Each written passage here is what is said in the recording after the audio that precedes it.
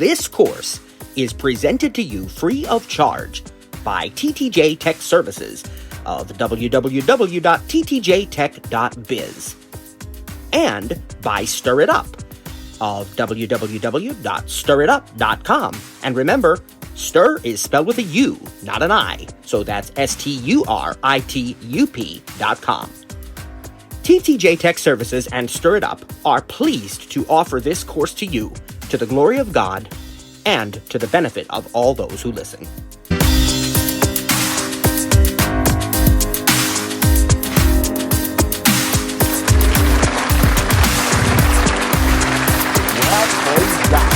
Once again, welcome to session number 2 of Voiceover In and Out. We're so glad to have you here with us again, and great crowd, praise God, and we're going to continue right where we left off. I do want to remind you that if you happen to miss a session, or if you just want to go back and review what we taught, these sessions are available on our podcast. Again, the name of that podcast, TTJ Tech Talk.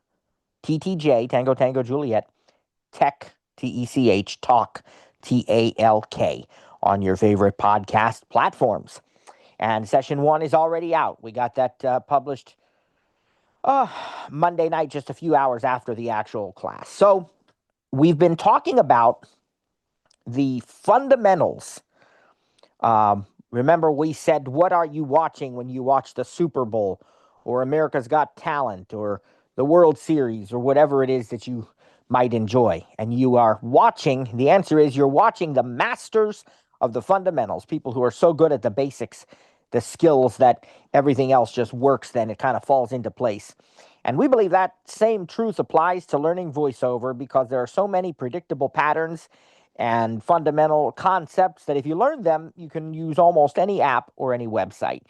We started with the most basics that you could possibly do on Monday, which was the one-finger swipe. And remember, we define a swipe as a single quick movement of the finger. We are dealing right now with left and right swipes, swiping from left to right, swiping from right to left. We're not going to talk about swiping up and down until probably next week when we introduce the rotor. But we are talking left and right swipes right now.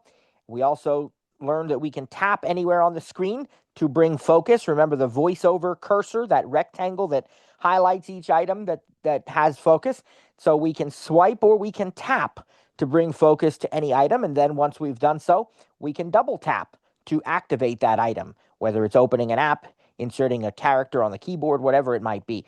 And remember, we said you can double tap anywhere because you're not moving focus again. You're just double tapping, quick taps. We also mentioned the fact that we want to use light touch.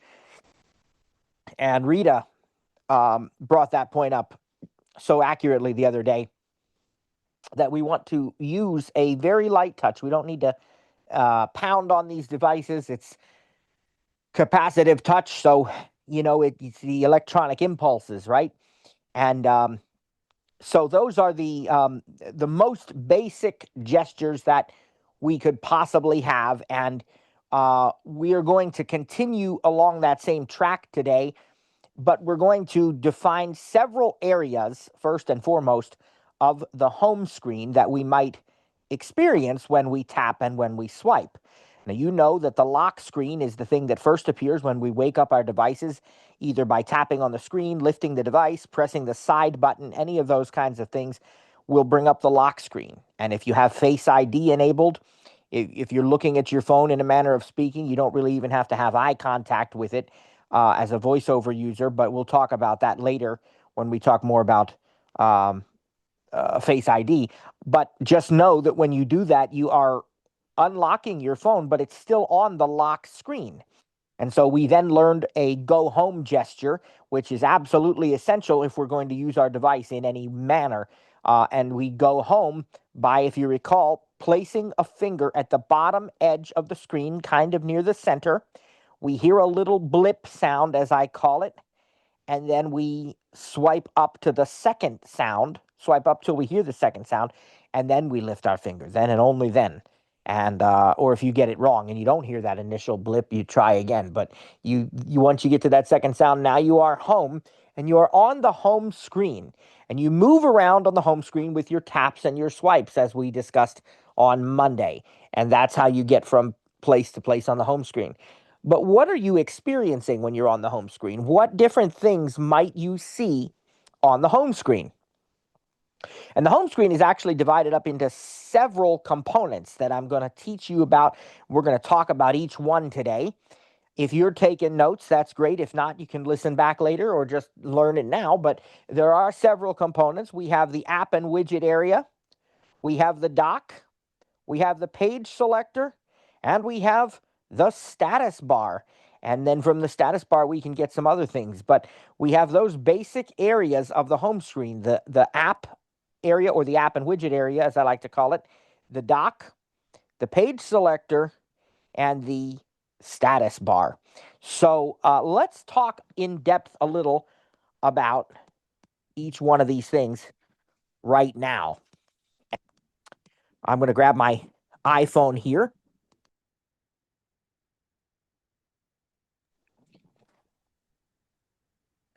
I'll raise the volume here and do it again. I'll unlock it again. 2:10 p.m. There it goes. Now I swipe up from the bottom and I'm home. And you may not hear that because I did not switch the mode to, or you may have heard it a little bit, but I did not switch the mode to the original audio yet because then that picks up all the background noise, and I will do that when I need to do more specific demonstrating. But let's just talk a little bit first about these areas of the home screen. Starting with the app and widget area. This is the vast majority of your iPhone's home screen. It's where all the apps kind of live, in a manner of speaking, right? All the icons for the apps. And remember, an icon is very simply a little picture or a symbol that represents whatever the app is. If you look closely, sighted users will also see the words because there is text on each icon as well. By default, they have different colors. One might be green, one might be orange, one might be, they're different colors for the apps. Now, that can be changed in iOS 26. Some people like to have completely clear icons because it provides a really neat look. And so we'll teach you later on how to customize that. And some people want to have clear icons on a colored background. Some people want to have all their app icons tinted a certain color to match their iPhone case. You can do that. Or you can have the default, just the normal, which they're all different colors, and then you can choose a background and so forth that goes well with that. Some people will use a photo for a background or some other kind of scene. Again, we'll teach you how to customize all that. Even not being able to see the screen, I like having the use of different backgrounds and photos and colors and stuff. I have my icons clear over I think a purplish blue kind of a background right now. But you can change that, but you can still see an icon representing, like, for example, maybe settings. I don't know what it is. I think I have a description of all of the icons somewhere, but I think like maybe a gear, or another one's like maybe a pencil or a music note or a phone, these kinds of things. And then it has the word there as well. So those are the icons. Of course, VoiceOver will announce what they are. It'll say phone, it'll say messages, it'll say music, it'll, all these different things. So the app and widget area has the vast majority of your app icons. And of course, Apple ships quite a number of apps with their iPhones. And so you have at least one page completely filled up. And usually on most iPhones with the default settings, you're going to have part of a second page filled up as well. Because what happens is when you fill up one page with app icons, it's going to automatically create another home screen page for you. And basically the apps on each home screen page, although you can play with this and customize it to your liking as well. But basically, by default, the apps are arranged in a grid. That is to say, you have, for example, in the case of the iPhone, you have 4 apps going across the screen in each column. You have an app, and then then there's rows of those 4 app icons. How many rows are there? I would have to count, to be honest with you. Maybe it's 6 rows, I want to say, but I'm just doing mental math here. I'm not sure if that's correct. I could look at my phone and listen to it and figure it out, but I think it might be 6 rows of 4. And that's also going to depend on whether you have any widgets mixed in with your apps, which I'll talk about widgets momentarily.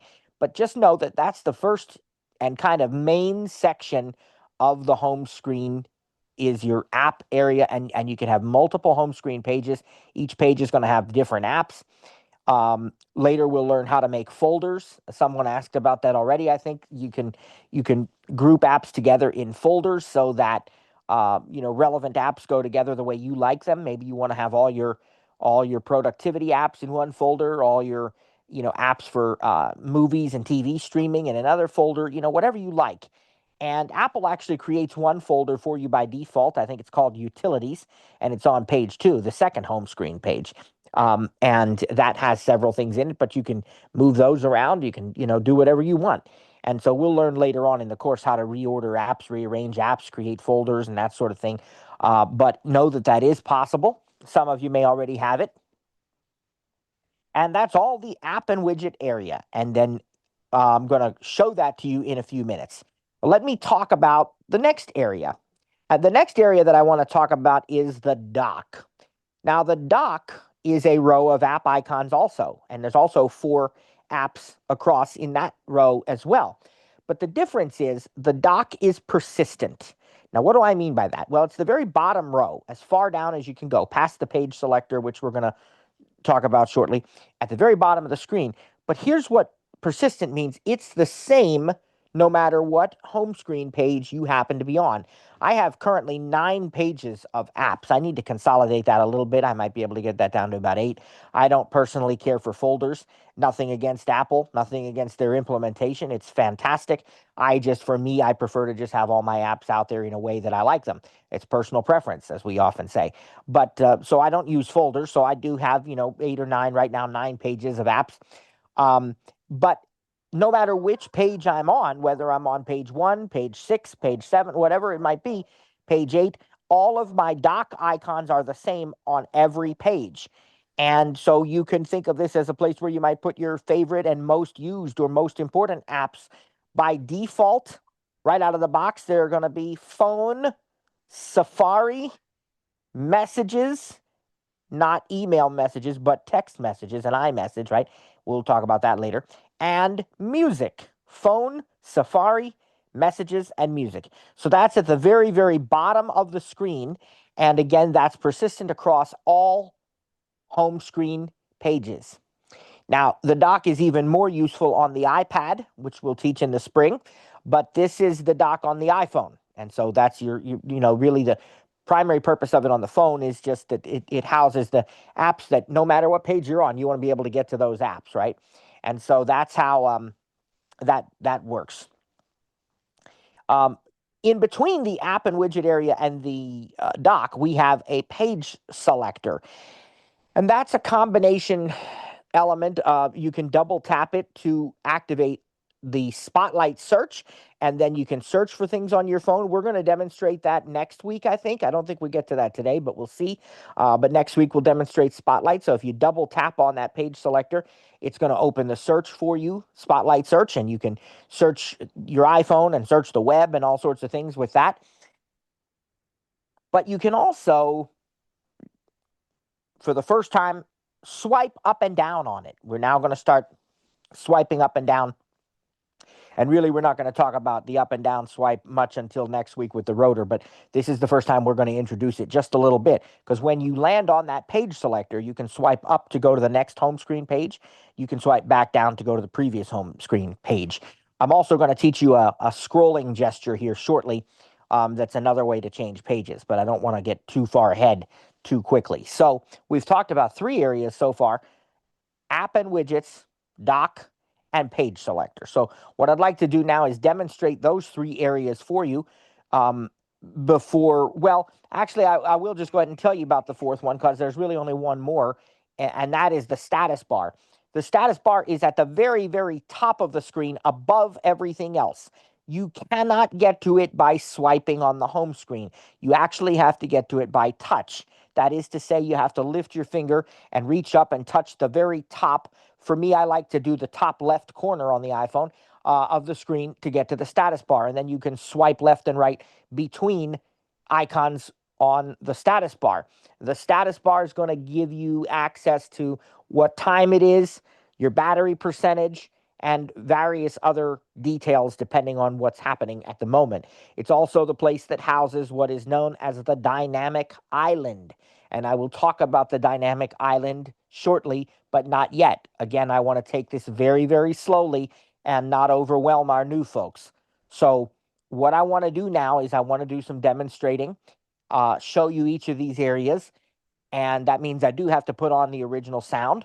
As I stated on Monday, our typical disclaimer: when I put original sound on, everything is able to be heard because there is absolutely no noise suppression with original sound. That's why you're able to hear voiceover, but keep in mind you'll hear anything else. So I apologize in advance for any background noise if the puppy barks or something, but I think it's worth it in order for you to be able to hear this. We'll do our very best to keep the background noise to a minimum, and I'll talk a little softer so it doesn't get all distorted and overly loud.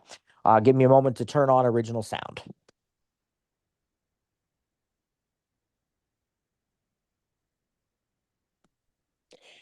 All right, so here's our audio settings. Select done button. Speech off. Okay. 2:20 p.m. Here's my iPhone. And I'm on the home screen. Taco Bell. 14 new items. Double tap to open. I'm not on page 1. Taco Bell's not really my first app. I do enjoy Taco Bell, but it's not my first app. But it is the first app on this page. I happen to have been on another page, and you heard something interesting that I referenced on Monday a little bit, but I want to explain a little more. Some apps will have what's known as a badge, and a badge indicates that there's something that needs attention. In this case, the Taco Bell has a badge count of 14. They are notifications about special offers and promotions, maybe, deals that I might be interested in and so forth. So that's why that has 14 items. Now, Screen dimmed. if I start swiping, again, I'll touch the first app. Taco Bell. 14 new items. And double tap. I silenced my speech. How did I do that? I did a quick 2-finger tap. A 2-finger single tap on the screen will pause the speech and to open. Resume it. See that? 2-finger single tap will pause the speech and resume speech. Now, that's my first app in the upper left. If I start swiping left, I can't go any further to the left. Taco Bell. Taco Bell. See, but 14 new items. I can go to the right. Target. Recently updated. Double tap to open. 1-finger swipe to the right. Amazon Alexa. M&T Bank. PayPal. Venmo. You heard it go to a new row, maybe? Double Square. FedEx. Zoom. There again. Now, let's go down to the very last app on the main section here. PA Toll Pay. Be My Eyes. Burger King. Search. Search. Page 5 of 9. Adjustable. There you go. Activate to open Spotlight. Swipe up or down with 1 finger to adjust the value. I'm on the page selector. I went further down so I could get to it more quickly. I did that by touch, just tapping. You notice it said search, and then it said page 5 of 9. That's that button I told you about. That's the page selector that also, if you double tap it, will open the Spotlight search that we're going to learn about next week. And you notice it had a good hint. Always keep your voiceover hints enabled, in my opinion. If you don't want to hear them, you don't have to wait for them. Like, I think some people get the idea that they're going to waste so much time hearing things they already know, but you don't have to wait, right? So anytime I touch an app, Guardian. Double tap to open. It's going to say double tap to open.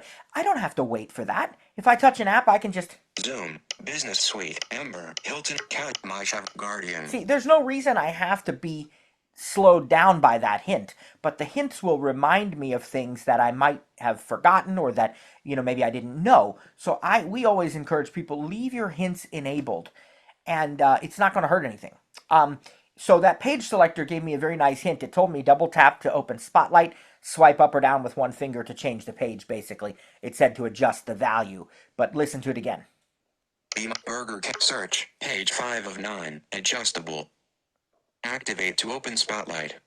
Swipe up or down with 1 finger to adjust the value. And of course, activate means double tap in the voiceover parlance. Now let's do the swipe up or down with one finger. So if I want to go to the next page, page 6, I swipe up. Page 6 of 9. Page 7 of And now I'm on batteries. page Matthew's 8. iPhone. And notice my page 8 has a widget. So we'll talk about those in a second here. Search. Page 8 of 9. Okay, my page 8 happens to have a widget. And listen to it. It's at the upper left here instead of an app.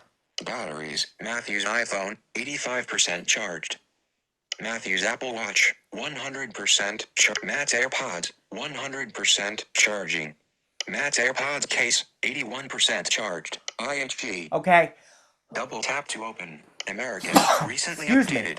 Excuse me. So that is the that's another page of apps, but I have a battery widget on that page.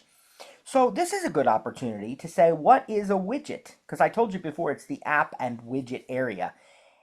A widget is basically, and we did define this a little bit on Monday, but a widget is basically like a mini app that actually displays live real-time information, and it's just one tap away, or for us as voiceover users, it's a double tap, but it's just one double tap away from being able to open right into an app in most cases. Because if I go back to page 1, and if we go down here, let me just show you this. What I did. Music widget stack. I did that go home gesture instead of having to go to the page selector and swipe back, because remember we were on page 8, so I would have had to swipe down with one finger 7 times to go back to page 1. But a quick way to get back to page 1 is just to do your go home gesture. From any other page, it'll bring you back immediately to page 1. So on page 1, I have a widget. Actually, I have what's called a widget stack. Listen to it again. Music, beach/road trips, Matthew Vollbrecht. Now, actions available. It said before that it was a stack. Let me tap off of it. TV. Okay, there's an app icon. Double tap to open. Now let's tap back to it. Music, beach/road trips, Matthew Vollbrecht. Okay. Actions available. It's not using the word stack now, but it is one. If I play button, and there's a play button, I can start. Actions available. I can start playing that music right away. But listen to what happens if I swipe up or down here. Beach/road next widget, previous widget, edit mode, activate, default. Okay, so you heard it say next widget and previous widget. That's because this is actually what's known as a widget stack. And a stack of widgets is kind of like a rotating. This is what's known as a smart stack. So it will automatically pick from the widgets that I put into the stack based on what is needed at the time. So for example, if it's about to rain or snow, it might put the weather up there. If I have an event coming up on my calendar, it might put the calendar up there and show me the next event. If nothing else is going on right now that is of any kind of urgency, it'll put like music or photos if I have those in the stack. And I think this stack has probably 6 or 7 things in it. It has the weather, the calendar, maybe the news. We could actually look through it here. Beach/road trips, Matthew Vollbrecht next widget. Now I'll double tap. Siri suggestions widget, 5 of 5. Siri suggestions. So there's 5 widgets. Siri suggestions. Next widget, previous widget. Music widget, 4 of 5. Next widget, activate previous widget. Maps widget, 3 of 5. There's our maps widget with places and upcoming destinations and so forth. Next or widget. Places of interest, something. Previous widget, photos widget, 2 of 5. Photos. Previous widget, calendar widget, 1 of 5. And if you look here. Calendar, Wednesday, October 8th. Take my pet, change the fish, FaceTime. There's some reminders on there. Our voiceover class is already in progress. But you see, so widgets give you real-time information, and I have some on my lock screen as well. You might remember I have the weather and the calendar. And so this is something you can choose and you can customize it if you want it. It's available to you, and these widgets can live right alongside your apps on any page of the home screen. Now, they will when you and again we'll teach you later on in the course how to add widgets and customize them and so forth. We're not going to do that today, but we will later. Screen dimmed. But you will find out that there are different sizes of widgets that you can have. And a widget may take up the space of 3 or 4 apps or something if you use a particularly large one. So it may affect how many apps you can have on that page. It will affect how many apps you can have on that page, and it'll also potentially even affect how many pages you have, right? If you already have a bunch of pages and then you add a really large widget, why that's going to, increase the number of pages. But again, we're looking at the app and widget area of the home screen right now, and we've also looked at the page selector, which if we double tap it will invoke Spotlight. I'm not going to do Spotlight till next week, but we know we can use it as a page selector. I'll do it again. 2:29 p.m. Calendar, wallet, settings, search, page 1 of 9. If we swipe up, Page 2 of 9, page 3 of 9, page 4 of 9. And we can swipe back down. Page 3, page 2, page 1 of 9. One finger. Now this is also a good opportunity for me to teach you a scroll gesture. We're going to learn that we can scroll with 3 fingers with VoiceOver. In order for this to work in this particular instance, the focus has to be on the home screen app area. It either has to be on an app or a widget or something like that. So I'll touch an app. 83% no contacts. There's double tap to open. Contacts. Now I can do a 3-finger scroll, which is a 3-finger swipe to the left. You're going from right to left, and that's going to take us to the next home screen page. That's another way to do it. Page 2 of 9. Page 3 of 9. Wiki page 4 of 9. Canary. 5 new items. Again. Double tap to open. 3-finger swipe to the right. That means from left to right. Will take us back to the previous. Page 3 of 9. Wiki page 2 of 9. Home. Page 1 of 9. Okay.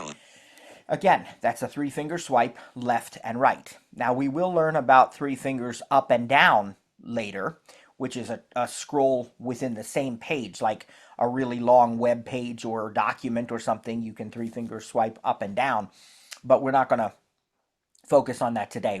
I just wanted to show you 3 fingers left and right when your focus is on the home screen, as long as it's in the app area. There are other apps where you use that gesture as well, turning pages of a book in Apple Books and so on. Try to remember that 3 fingers left and right changes the page or turns the page, whereas 3 fingers up and down scrolls up or down within the same page, like a long website, a long web page, or a document, which technically a document has multiple pages, but you're scrolling up and down through that document. So just try and remember that little tidbit, and it'll help you, I think, with knowing which way to scroll. That's another one of those patterns. All right, I also told you about the dock. It's at the very bottom of the screen. I can find it by touching the page selector and swiping to the right, or I can find it by simply touching the bottom of the phone.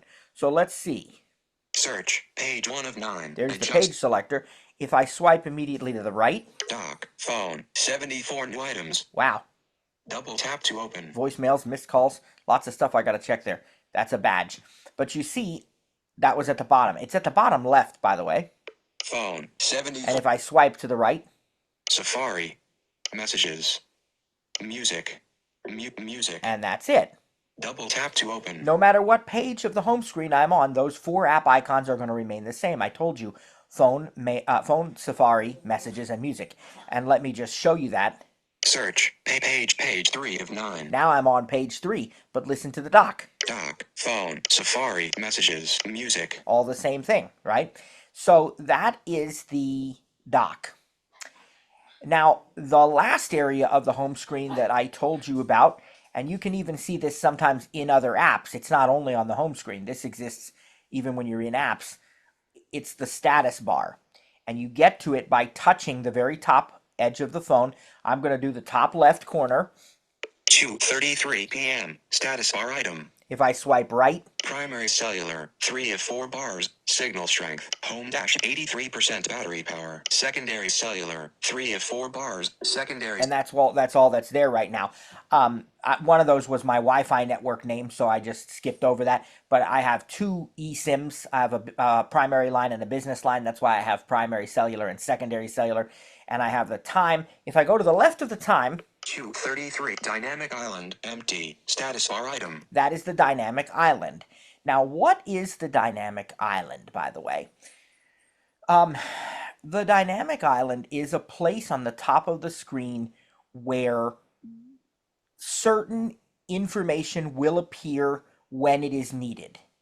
And what it does is it takes the place of the empty dynamic island, it fills it in with, again, oftentimes real time information.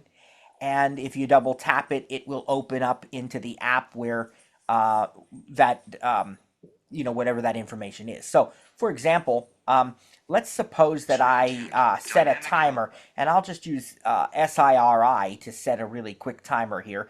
And I'll use the side button to activate her. So let's press and hold the side button. Set a timer for 1 minute. 1 minute starting now. Okay, I'm back to the home screen. I press the button. Paramount Plus. Now look at the top left now. 0, 59, 0, 52, 0, 0, 0, 0, See? 59, 0, 47. It's counting down. It had 59 seconds. Now it's down to 47 seconds. 2:35 p.m. Home dash. There's my regular status bar. 82%. But if I swipe left, home 2, 0, 59, 0, 33. It's down to 33 seconds. And if I double tap that, it'll open the clock. So instead of an empty dynamic island, it has the total time, which it didn't say a minute, it said 59 seconds, but then it shows what's left. And it'll, if I keep touching it, 0, 59, 0, 33. 2, 0, 59, 0, 12. See, it's down to 12 seconds now. I had to touch it again and it refreshed that. It's going to be about done. Grub 2, 0, 59, 0, 3. Now it's probably Timer. done. There we go. Swipe up or down. Repeat. Stop. Button. Stop. And now 2 Disney Plus. 2:35 p.m. Dynamic Island empty. the dynamic island is empty again. So while the timer was going, it had the timer countdown up there in the left of the dynamic island. If you are playing a song from the music app and you happen to leave the music app and go back to the home screen or go into another app, the dynamic island will show you the music that is currently playing.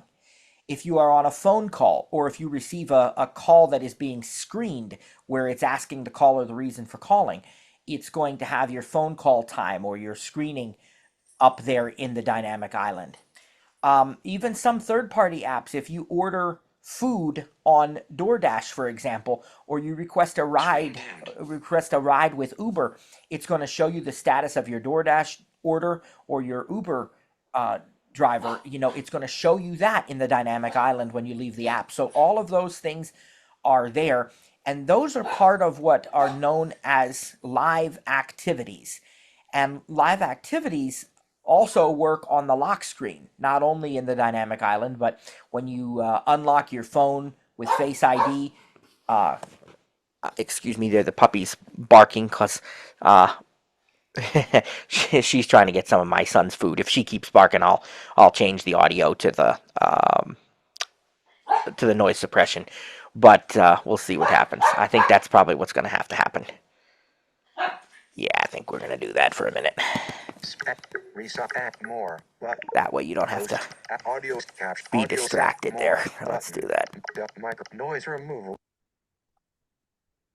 Now you still might hear her somewhat, but just not quite as much. And I can talk a little bit louder now. So anyway, those are all part of live activities, which also appear on the lock screen, as I was saying. And so when you unlock your phone, but it's still on the lock screen, you can see those live activities like your DoorDash. It says driver has picked up your order, arriving in 10 minutes or whatever it says, or your Uber driver, arrives in 5 minutes, whatever. And you can even see sports scores as a live activity. Sometimes when there are news events, anything from the elections to Grammy Awards and stuff like that, you can have a live activity from Apple News. show up on your lock screen, and that way it's possible to see that without having to go into a particular app. So these are live activities. They show up on the lock screen. They show up in the dynamic island. Older phones will not have a dynamic island. So if you're using something like an iPhone 13 or below, I think, um, and maybe even the standard iPhone 14, I don't remember. I think the dynamic island was introduced on the 14 Pro. But anything newer than that definitely has it. Anything older than that, you won't have a dynamic island. You'll still have live activities. You can still get those on the lock screen. That works on all devices that can run modern software. But it's not gonna have the dynamic island specifically. Um, Now, this is all part of the status bar. We were talking about the status bar up there, and I did not allow the hint to read when I was on the status bar. I actually stopped it, and I did it quite deliberately because what the status bar voiceover hint will tell you after it reads you, the time or say the battery percentage or whatever, it's going to read you a hint. It's going to say, and you've heard it, swipe down with three fingers to reveal notifications, swipe up with three fingers for the control center, and those kinds of things. Now, those gestures do still work. And I don't know if Apple's going to just keep letting them work indefinitely with VoiceOver or if they'll ever change that. But I can tell you from the documentation, remember, we have, access to the way that Apple wants us to teach this stuff. And that's not what they want us to teach anymore. They don't want us to teach swipe up with three fingers for the control center, swipe down with three fingers. And quite honestly, I think the new way is better than that because this way you had to first, if you wanted a control center, you had to first touch the status bar and then you had to swipe up with three fingers or whatever. There's gestures now that you can avoid having to do all of that, and they're much simpler. And so I'm going to teach them to you next. But just know that we've gone through the home screen. We've done the main home screen area, which is the app and widgets. We did the dock, we did the page selector, and we did the status bar / dynamic island. Now, there are other things that we need to talk about related to not so much the home screen, but just the phone in general, and they are the control center and the notifications. And I'm going to teach you the new way that Apple wants us to teach these of accessing those.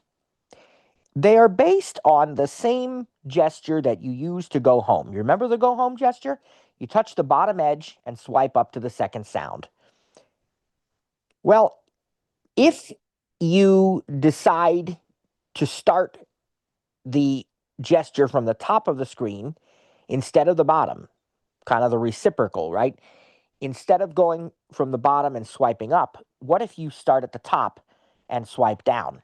And at the top edge of the phone screen, there's that same little blip sound when you place your finger and you swipe down to the second sound. Guess what that's going to do? That's going to open Control Center.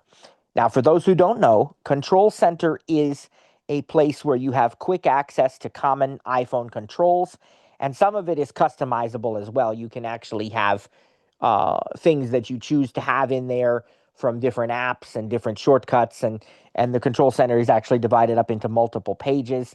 It has a page selector just like the home screen, so you really have a lot of different controls. So some examples of things that you might see in the control center, there's going to be always some basic things there like your airplane mode toggle, your Wi-Fi toggle, um, music playback controls are going to be there. Um, you're going to see a flashlight there, but there's a lot of other stuff that you can add. And I think that our dog is momentarily through her barking. She's eating her own food now, and she seems pretty happy. So I'm going to put the original sound back on so I can show you the control center here.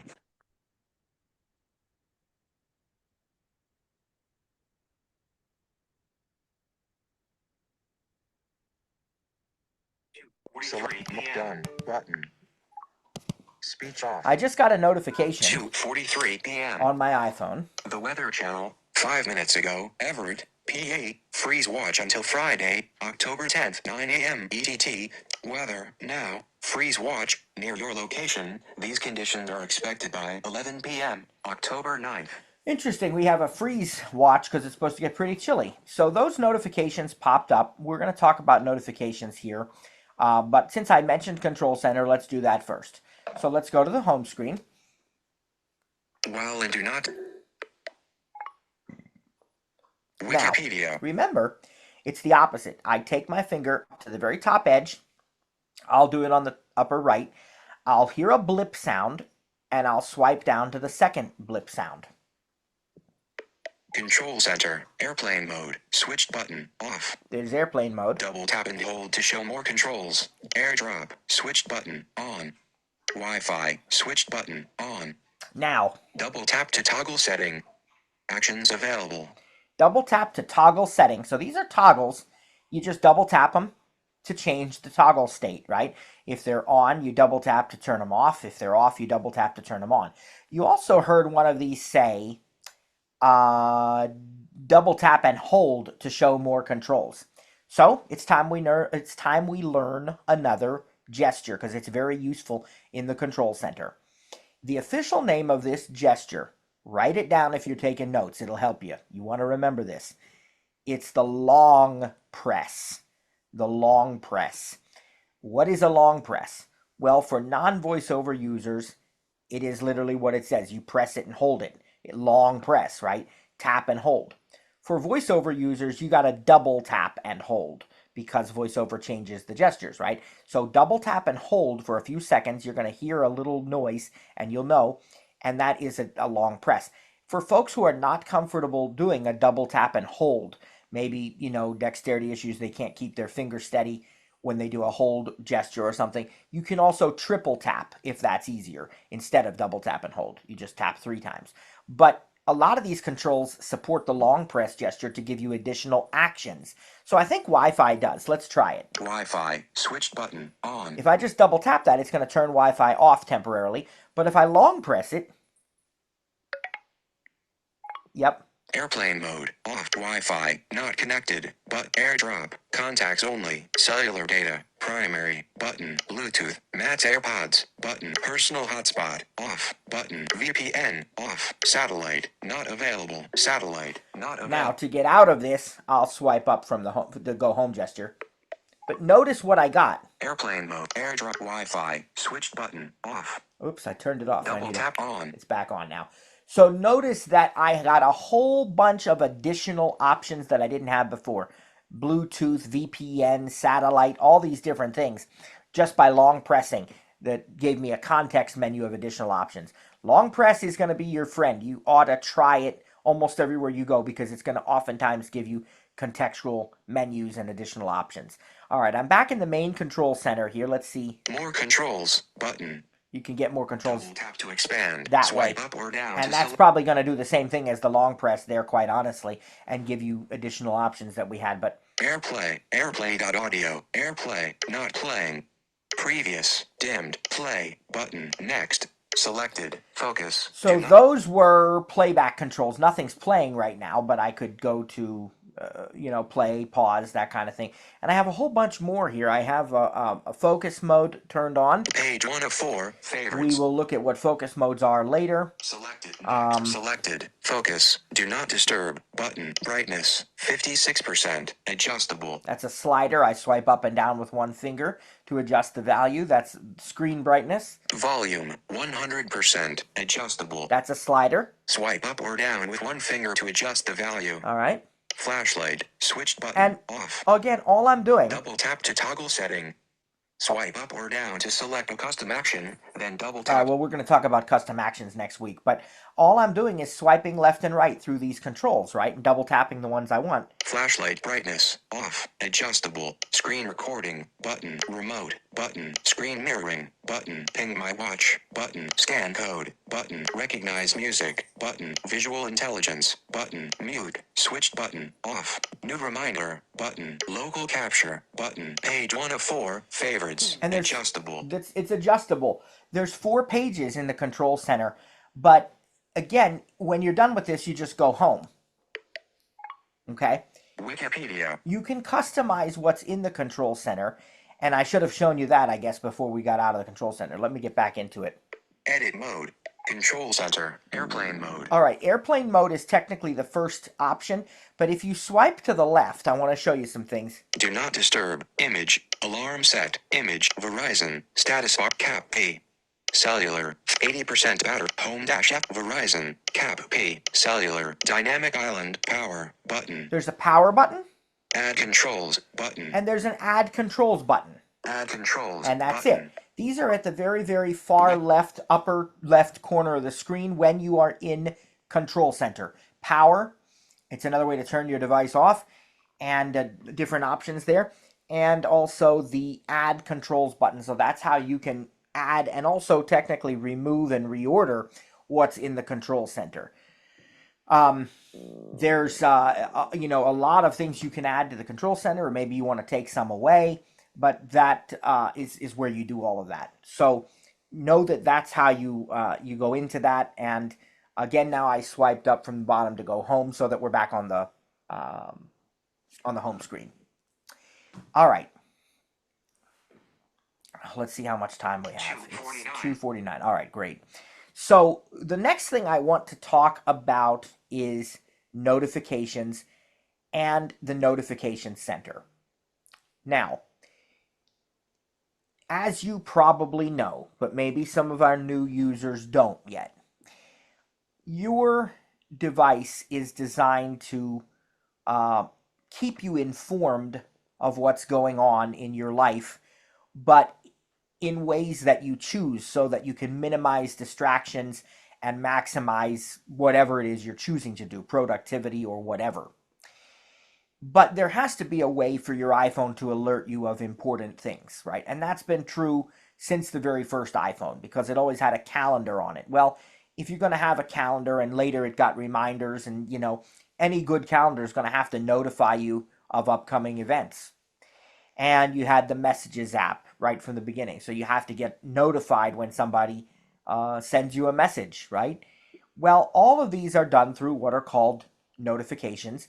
Sometimes we say push notifications, but they're notifications that come to your device alerting you of what's happening. And nowadays we have a lot more of them, because you get notified of weather events. You have third-party apps. Maybe you get notified about, like I said, your food order from DoorDash. You get notified about your sports team getting into the playoffs, or a really exciting game, or all sorts of, news alerts. Whoops, excuse me there. Let me touch away from that. Okay. All news events, in the world, you get notifications about all of this stuff.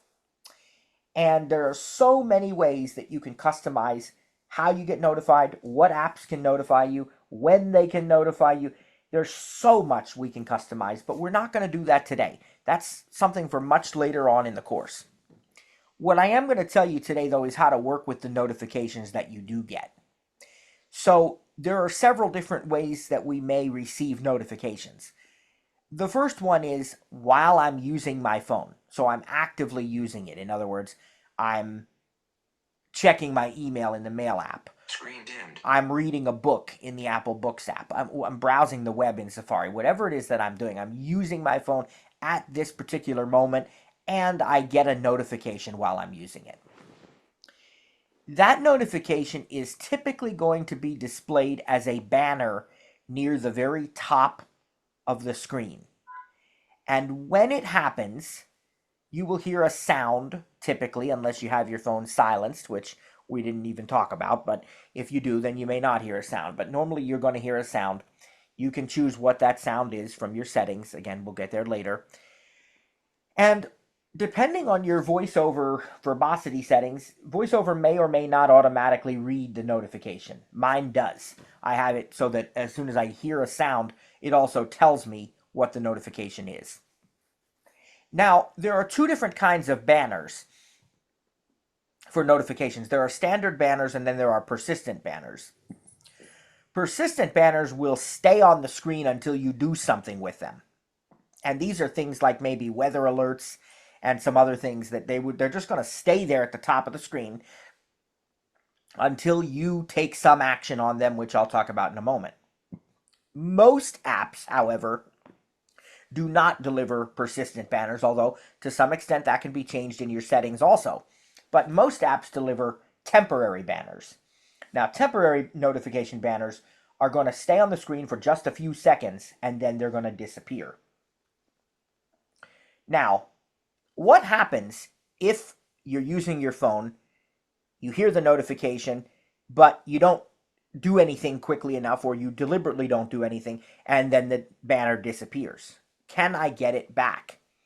And the answer is yes, because anytime that a banner is allowed to disappear, it is relegated to the notification center. And I'm going to show you the notification center very soon.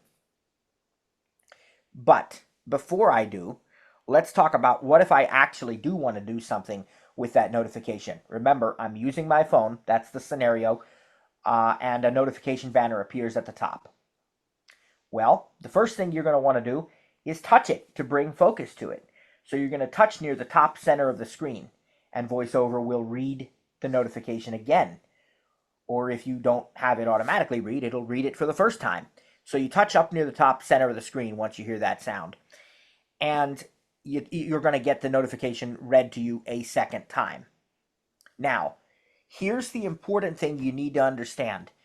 Notifications are actionable. What does that mean?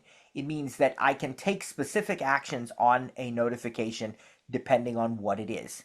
And here's where the process is the same no matter how I see the notification, whether it's in the notification center, whether it's a banner while I'm using my phone, or one other place we didn't talk about yet. When I want to take an action on a notification, I'm going to do one of two things. Really one of three, but I'm gonna focus on two right now because we haven't talked about the rotor yet, and we're not going to till next week. So technically, I can do one of two things right now. I can double tap on that notification, which is going to open the app that generated the notification. All right, let me say that again.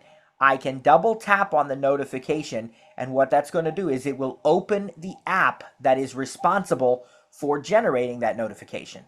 If I got a notification about the weather, I double tap on the notification, it opens the weather app. If I got a news alert, I double tap on the notification, it opens the news app, and it should open the news app right into the article that I was notified about. Okay? The other option I have is to long press that notification. Remember, we just learned what the long press was. Double tap and hold, right? Or a triple tap if you have to.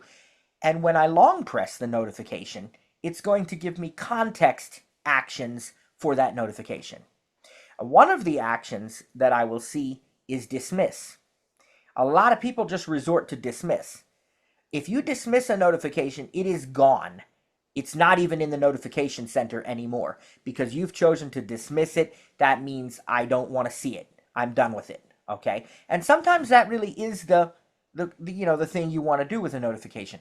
But other times it's not. For example, if you receive a reminder from the Reminders app, which we'll teach the Reminders app in a few weeks, but some of you already know about it. You receive a reminder, it says, water the plants. I don't really want to dismiss that reminder because that's going to remove the notification, yes, but it's not going to do anything with that reminder. It's still going to be sitting there in the Reminders app. What I want to do is long press the notification, and then I'll have options like mark as complete. Did I already water the plants? Yes. Okay, let's mark it as complete. Did I not water the plants, but I'm not ready to yet? Maybe I want to snooze that reminder so I can say, remind me in an hour, remind me tonight, remind me tomorrow. These are all context options that I'm going to see if I long press the reminders notification. Different notifications will have different context actions, obviously. Once you take an action on a notification, even if it's not to dismiss it, once you actually take an action on it, it is no longer available in the notification center. If you open the app that generated that notification, most of the time that notification will go away also. So you just need to be aware of that. So I probably can't show you very easily the experience of receiving a notification while my device is in use right now because I do have a focus mode on for the purposes of this Zoom meeting. The weather notifications came through anyway because they're what are considered time-sensitive notifications. Again, I don't want to teach you calculus when we're still just learning 2 plus 2, right? So I'm not going to get into great detail about that. But for our veterans, our longtime users, you can customize all of that. And so time sensitive and critical notifications for me will come through anyway, even when I have a focus mode on. For the rest of you, don't worry. We'll get to that later. But there was a reason, and a good reason, that the weather notifications came through. That wasn't a bug. That wasn't a glitch. That was what was supposed to happen. But the odds of it happening again while I'm teaching this are very slim to none because I do have a focus mode on. So instead, I will use another place to show you the notifications, and that is from the notification center. Now, how do we get to the notification center? Well, you remember that swipe down from the top gesture to get to Control Center? We touched the top corner, we heard a blip sound, and we swiped down to the second blip, and then we released our finger, and that opens Control Center. Well, what if we didn't release our finger, but we kept swiping even further until we heard the third blip sound? That would open Notification Center. So allow me to do that. 2:59 p.m. On the home screen. Paramount Plus. Going to swipe down to the third blip this time. Notification Center. Weather. 16 minutes ago. Freeze watch. Near your location. There it is. Now if I swipe to the right, I can read other notifications. The Weather Channel. Notification Center. Clear. Notification. While in Do Not Disturb. News. Mail. And +1. 518. Okay, so I have while in Do Not Disturb. I can tap to expand that. Double tap. While in Do Not Disturb. Swipe to the right. Collapse while in Do Not Disturb. Button. Clear. While in News. 3 minutes ago. Fox News. Dolly Parton breaks silence after sister raised health concerns. Button. Okay, there's a news article. If I double tap it, it will open that article in the news app. If I long press it, double tap and hold, let's listen to the options. Preview now.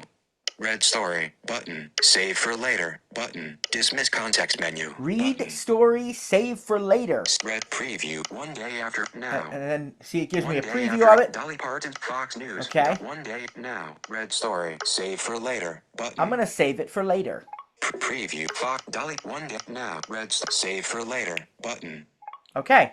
3 p.m. So I saved it for later. That was available in the long press menu. And sometimes you'll find a notification that's grouped. And if that's the case... Mail grouped 24 minutes ago. My queue updates. Door 50. Now what that means is, let it read the hint here. Smart Garage video keypad for big deal days. Real-time video. Custom pins. Total access. It's reading a preview. It'll finish that in a second. Well, I want you to hear. Button. Activate to expand. Actions available. Activate to expand. This is a group. What that means is that there have been multiple notifications from the same app, and it's going to group those together. I can double tap to expand the group, and then I can see each notification and either long press it or double tap it. And so you may experience that as well when you're looking back at prior notifications. Now this is in the notification center. You will also find your notifications on the lock screen. You don't get a lot of time on the lock screen though, because the lock screen only stays up for a few seconds, and then if you don't go to the home screen, it locks the phone up again for security. So you probably are going to find that if you need to review your missed notifications, the notification center is a better place to do that. But you can do them on the lock screen, and they won't read what they are until you authenticate with Face ID. So if you get a message, it'll tell you who it's from, but it's not going to read you what they said until you do your Face ID. It'll just say iMessage or, message, or if you have a news article, it'll say the source, CNN, Fox News, NPR, whatever, but it's not going to read the story until you use Face ID to unlock it. So it hides the notification previews by default. But all of the places, whether it's on the lock screen, whether it's in the notification center, or whether it is while you are using the device and a notification banner pops up, in all of these cases, you have the same options. You can, first, if it's, you need to touch it and bring focus to it, but first you can double tap the notification and that will open up the app that created it, or you can long press, double tap and hold on a particular notification to actually get the context options. That's what I like to do, unless I really do want to go into it right away. But that's what I prefer to do, is get those context actions, and then I can get different ways of interacting with that particular notification at the time. So this is a bit about Notification Center and notifications on your phone in general. So we wanted to make sure we covered that today because that's something that's going to start happening to you as you use your device. Um, okay, the other things I want to talk about today. There is such a thing as the app library. And if you keep going through all your pages of apps, however many there might be, you're going to find that there's something after the last page, and actually, there's something before page one as well. I don't really feel like I want to get extensively into either one of those things today because to me they're a little bit more advanced. I think we should get into them and we will. We'll cover them in this course, but I don't think we'll do it today. Just so you know, and for those who are more experienced or who maybe want to go to the next level, go a little bit farther, if you keep going prior to page one, you're going to get what's known as the Today view. This is a whole view of a bunch of widgets and all kinds of real time information news, weather, nearby restaurants, sports scores, stocks, all kinds of stuff across your different apps. That's Today View. The last page of apps, if you go one beyond that, that is the app library. That is a place where you can access all your apps. You can search for apps. You can look alphabetically through your apps, and it will automatically categorize your apps and display them in categories like recently installed apps, utilities, communication, social networking, all kinds of entertainment. You cannot change the category. It's not based on your categorization, it's based on the App Store category. Okay, so it may be different from folders you've created or something like that. And again, I will show you the app library later, not today, because I don't want to overwhelm you. But for those users who are already experienced and this is all really, really basic to you, maybe you want to go to the next level and play with the app library or the Today view. I really like the Today view, although I don't have as much use for it now that you can put widgets right alongside your apps.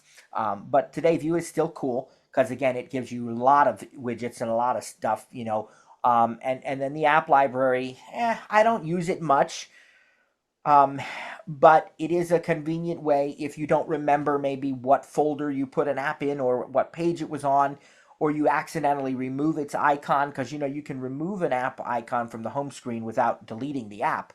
And so if you would accidentally do that, it's not easy to do. Don't be in fear about that. It's not easy at all to do. You have to explicitly instruct that. But if you would have done that, you find it in the app library then, right? So there are ways and there are times and places where app library is very useful. As I said, you can go into the search field, you can go straight through alphabetically every app A to Z on your device. So it is a convenient thing, and we may demonstrate it. We will demonstrate it later, but I don't want to overwhelm anybody today. All right, there's two other things I want to show you before we go to the other instructors and go to questions. I just want to point out now, in a few weeks, not today, but in a few weeks, we're going to talk extensively about using the on screen keyboard, typing, the different typing modes. We're going to teach you how to edit text.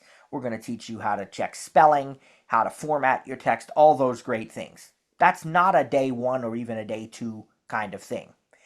But you know what is a day one or day two kind of thing? Basic typing. Why?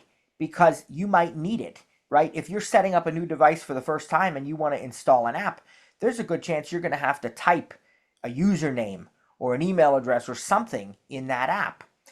And so I just want to show you that the keyboard by default will work exactly the same as everything else we've taught. What does that mean? It means I can swipe or tap. When I find the letter I want, I can double tap it, and that will insert it, just like anything else we've learned so far. That is not by any means the way that I type. I use direct touch typing. We'll learn about that later, learn about different typing modes that'll make the experience much quicker. I'm trying to give you a day one experience though, because when I got my first iPhone, I was really excited about trying all sorts of different things. At the time, my son was only, I don't think he was, well, yeah, he would have been 2 years old. And he wasn't familiar with an iPhone at that time. A lot of 2 year olds are now, but he wasn't then. We didn't have one. I got my first one, and my my wife was at a meeting. I didn't want to wait. I wanted to get started and do this. Well, within a few minutes, I had downloaded the SiriusXM app and I had signed in to our SiriusXM account. Why? How? Because I figured out how to type, praise God. He showed me on the screen with the software keyboard. And the way you do it as a new user is going to be exactly the same way that you've done anything else that we've shown you. Let me pull up a keyboard. 3:08 p.m. And I don't mean a hardware keyboard. I mean an app that has a keyboard. Doc. Messages. Go to messages. Messages. Pamela and All right. Fred. Here's a message conversation. Message. Message. iMessage. Insertion. Message. Text. All right, I double tapped in there. I've got a keyboard on the screen. If I touch any letter of the keyboard, Cap E. B. Cap G. Golf. Cap J. Juliet. Space. Cap N. November. see? Now if I want to type that, insert that, I just double tap. Cap N. And it's now typed. All right. I can also swipe left to right on the keyboard. So here's A. S. D. F. G. H. J. K. L. down to the Lima. next row. Shift. There's shift. Quadruple tap to enter caps lock. You heard- Actions available. You heard a little hint there. Quadruple tap to enter caps lock, because if you double tap, it turns on the shift. And then we keep going to the right. We have Z. X. C. V. B. N. M. just like a QWERTY keyboard, set up in the same way. Delete. Delete is to the right of the M, however. Cap N. And then the bottom row. Emoji. Whoop. Numbers. Space. Return. Emoji. Dictate. Cap Q. All right, so you have all of these different things. So if I want to get my numbers, I double tap on that. That's at the bottom left. For sighted users, that's got like a 1, 2, 3 symbol. And basically, when you get your numbers, you also get common punctuation like period, comma, exclamation point, question mark. Actually, it's the reverse order. It's question mark and then exclamation, I think. Numbers. Let's see. Period. Comma. Question mark. Exclamation mark. Apostrophe. Delete. The row above that. Hyphen. Slash. Colon. Semicolon. Left paren. Right paren. $sign. Ampersand. At. Quotation mark. The row above that. 1, 2, 3, 4, 5. All right, you get the idea. Now at the bottom left, you have Letters. letters. You can go back to letters. And just above that, Symbols. and symbols is going to be, Quadruple letters. like, symbols is going to be even more symbols that are not on the common punctuation page. And so on your letters page, you have also, you heard at the bottom, this globe symbol, this emoji. Emoji. That is going to, Double tap and hold. Then drag up to select another keyboard. well, we won't do that. But that's going to show you, if you want to put a smiley face in there or something. And here's your dictate button. Double tap to... So you can actually speak. And we'll talk about how to do that next week. But there's it's a microphone symbol, right? So, this is your basic keyboard and very, very rudimentary typing. Just want to show you that so you don't have to be afraid and say, well, I can't type yet on my phone. Yes, you can. For you as a brand new user, it's probably going to go very slowly. You might make a mistake or two, but just delete it if you do, right? And fix it. But you can do it because you can use the exact same, as I said, when in a few weeks we're going to teach you shortcuts, ways to make it quicker and faster. But right now, just know you can use the same fundamentals: swipe, tap, and double tap. And if it is any help to you, this is a QWERTY style on-screen keyboard. So it is set up the same way as your physical keyboard. So you can start to learn where you would expect letters to appear on the screen as you start to play with it. So I encourage you to take some time and do this, right? Now, 2 final things. I know I said 2 before, but I remembered one other one I need to make sure we cover, praise God. So these are both quick. The one I want to teach you about is the magic tap. And this is very useful. I honestly am convinced that, sometimes that they say that the art triumphs over what I forget how the saying goes, but, in other words, it wasn't what was originally designed, but then everybody started using it or referring to it that way, and so then you adopt it. I don't think, I really don't think, I might be wrong, it's very possible, but I really don't remember Apple using the term magic tap when they first invented this gesture. But everybody called it magic tap, and now Apple calls it magic tap. What is Magic Tap? It's a two-finger double tap. It's a two-finger double tap. And if you perform a two-finger double tap, it will do a variety of things. With a two-finger double tap or a Magic Tap, you can answer a phone call. You can end a phone call. You can start and pause music playback. If you're in an edit field like I just was, you can start and stop dictation. So you don't have to find that microphone icon. You can just Magic Tap. You can take a photo. You can pause a voice memo. You can pause or play a video. Now, there are some caveats that you're going to run into that sometimes where the voiceover cursor is focused will affect what the Magic Tap can do. And so I've seen cases where someone will think that they're in an edit field, and technically they kind of are, but the focus of the voiceover cursor is outside of that edit field, even though the edit field is open and the keyboard's on the screen. So they will two-finger double tap and it'll start music playback instead of starting dictation. And they'll say, why is this happening? There's a bug. Well, no, really there isn't. It's just you didn't have the focus where you thought you did. So that can matter. But for our new users, don't worry about that. Just practice this Magic Tap and it'll help you. There's some useful, and again, it's customizable to an extent. But for now, just know that it exists and it is a useful gesture.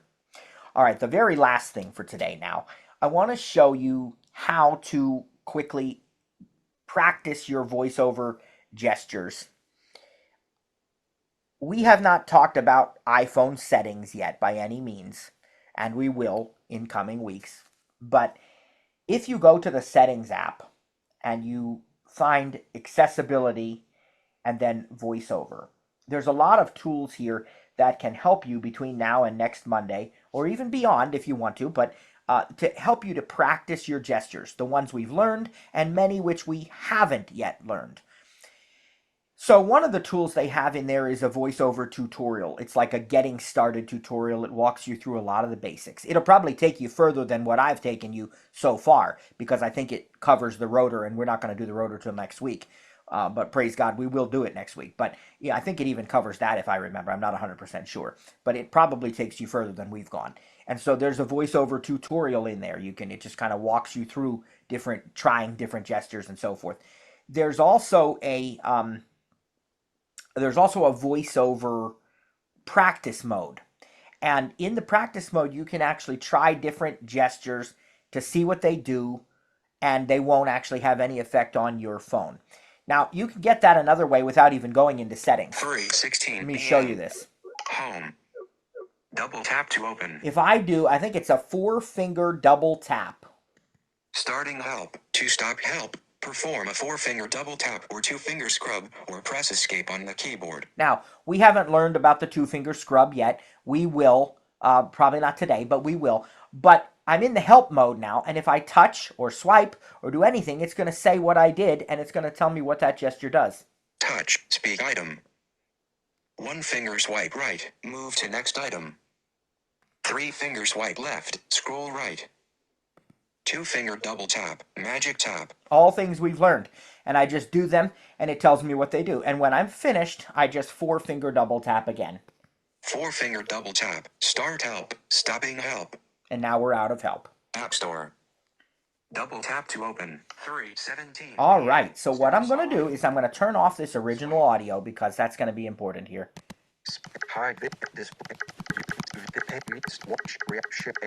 I know you can hear all of that, but George Show White more, but host pull apps audio settings more, but my noise select noise. all right. And now we're going to go into the participants list.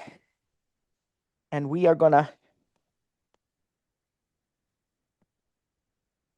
to see, we got such a great crowd, praise God. Let's see.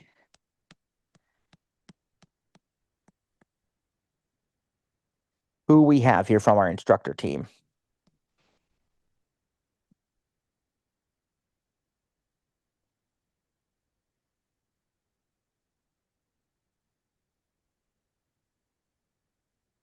Okay. There's Sarah. Let's get her unmuted. Well, it just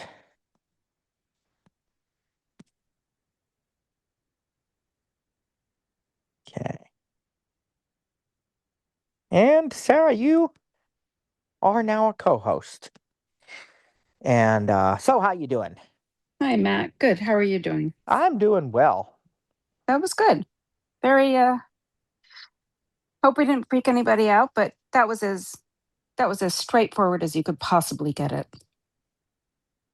Yeah, yeah, always the balance, right, between trying to, give too much information, but also make sure we have enough information. So hopefully we didn't scare anybody too much, and they can go back and review if they thought it was too fast. It'll be on the podcast and so on. But uh, yeah, hopefully it gives everybody at least enough to get started, right?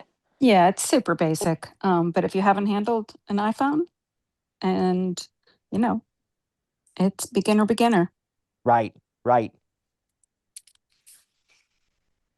Um, yeah, with a lot of people Yeah, today.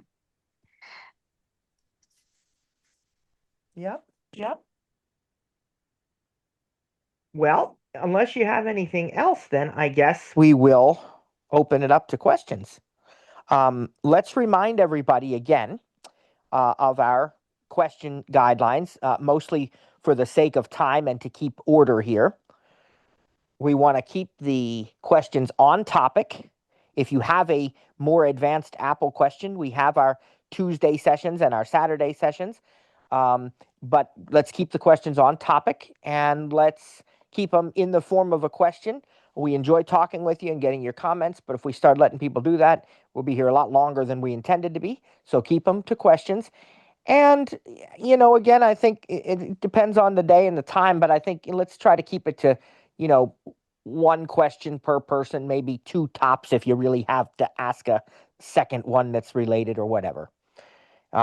Sarah will watch Yeah, for your raised hands and she'll send you a the request. la- the last thing, I forgot what I was. I always forget what I was thinking. Like one Oh, minute previous, but on the app screen on the library, the app library, um, a lot of times Apple puts all your apps into folders that you haven't assigned, but it assigns. So sometimes it's a little bit difficult to find your stuff if you're going into the app library. I don't know if you can turn that off, but mine, like decide that it well, won't go and in. that is something I'll demonstrate next week. I just didn't want to overwhelm people today, but yes, Yeah, you're absolutely correct. What it's doing is it's using the App Store category, and it categorizes apps, and it'll show you like three in that category, and then you have to say you want to see all the rest of them if you have like 12 of them or whatever that fit into that category. The other way of r- avoiding that is to go into the actual search field and then don't type anything but swipe to the right, and you can actually see alphabetically every app. But alphabetical. Yeah, right, and yes. and the last way is to ask Siri to open that app, Oh, and absolutely. Yeah, and yep. that'll circumvent all of that. And I'll tell you the honest truth. Sometimes just for the sake of time, I'll do that, Yeah, rather than going to another, I'll just, okay, launch whatever, yeah. And I definitely. usually say open, Yeah, yep. which I both work. Both work. Yep. Yep.